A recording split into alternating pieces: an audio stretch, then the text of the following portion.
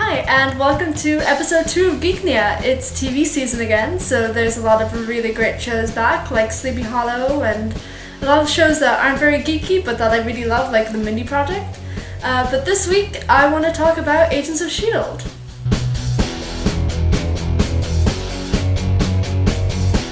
Let's start with Peggy Carter. How amazing was it to see Peggy again?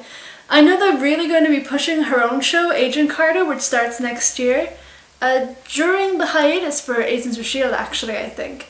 But it was just such a nice surprise to see her again, and I really didn't expect to see the exact same actors for the Howling Commandos. I didn't expect to see the guys who played Jim Rita and Dum Dum Dugan playing the same guys again. It was such a good start to the show. And of course, our new villain, who is probably going to be the villain for the entire show. I know the Hydra agent, but to be honest, that was kind of expected at this point. The most interesting part of this episode for me was definitely the alien writing having a reappearance that we saw Garrett using last season, and that we saw Coulson kind of going into a trance and writing on that wall. And for some reason, he is sky decoding this. I don't know why. Shouldn't he know what it is that he was writing? I don't know. And then seeing it show up on that thing, that shiny silver thingamajig of death, that was just, I really want to know what it is. And I know I'm not going to find out for probably the rest of the season, if not longer. They're probably going to keep this going for a few seasons. It was also super interesting to see Coulson actually be director of S.H.I.E.L.D. I'm still kind of annoyed that Maria Hill wasn't made director, seeing as that she's Fury's right-hand woman or whatever, but this was probably the right move for the show. I mean, I think the biggest problem that people had with season 1 was that it just felt kind of disconnected from the rest of the MCU.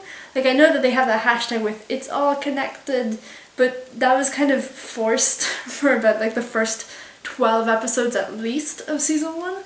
So now that they have Coulson being director and actually recruiting people, I don't know, everything's just a lot more in sync.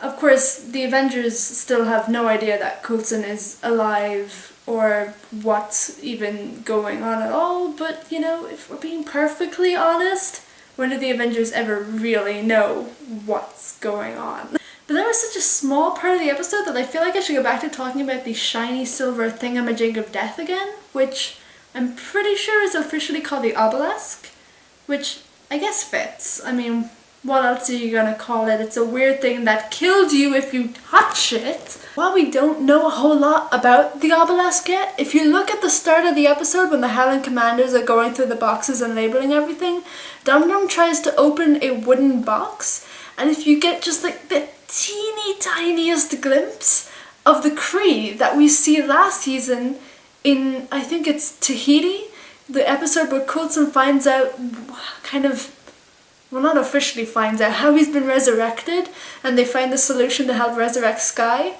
So, you know, that hashtag, it's all connected, is making a lot more sense now.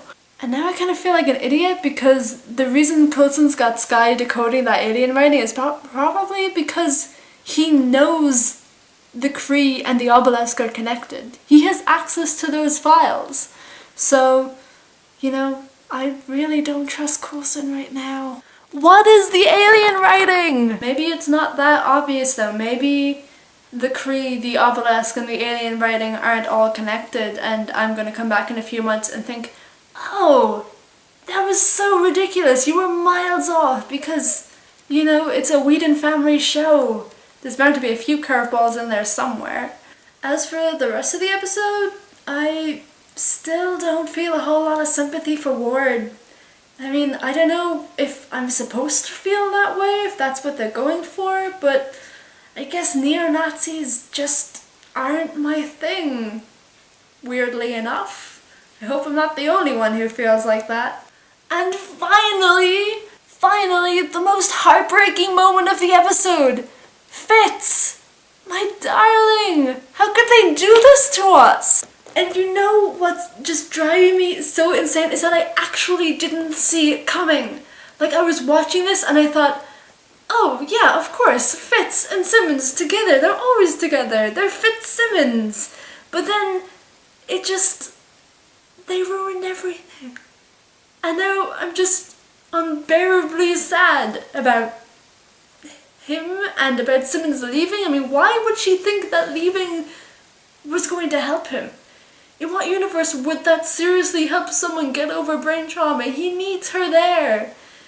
I seriously hope the next episode is just Melinda May and Skye showing up on Simmons' doorstep wearing pajamas with a Doctor Who box set and just spending the entire night trying to convince her to come back over a tub of Ben & Jerry's. I mean, that better be the episode because Simmons has to come back.